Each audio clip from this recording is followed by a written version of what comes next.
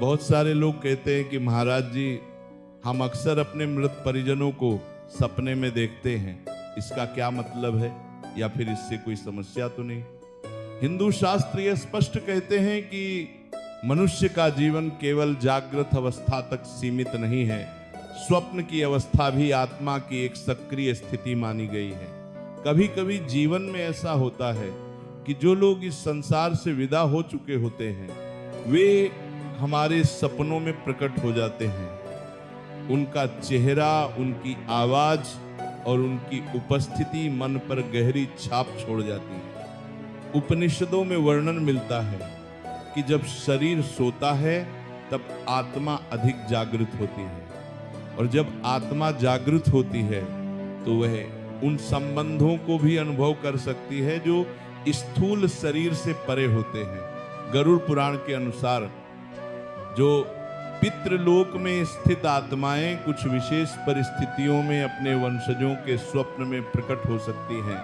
इसके पीछे शास्त्र 3 प्रमुख कारण बताते हैं। यदि सपने में आए परिजन शांत हो, मौन हो या स्नेह भाव से दिखाई दे तो इसे पितृ कृपा और आशीर्वाद का संकेत माना गया है।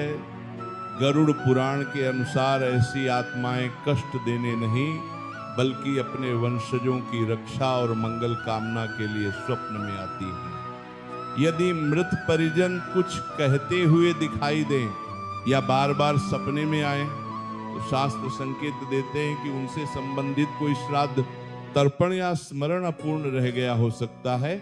इसी कारण पितृपक्ष और श्राद्ध को हिंदू धर्म में अत्यंत आवश्यक माना गया है।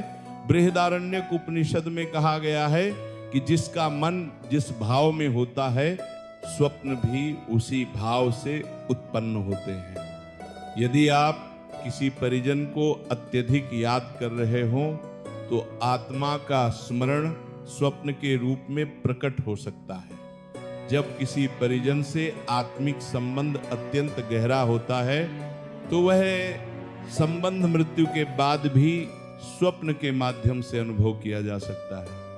मृत परिजनों का सपने में दिखना हमेशा अशुभ नहीं होता।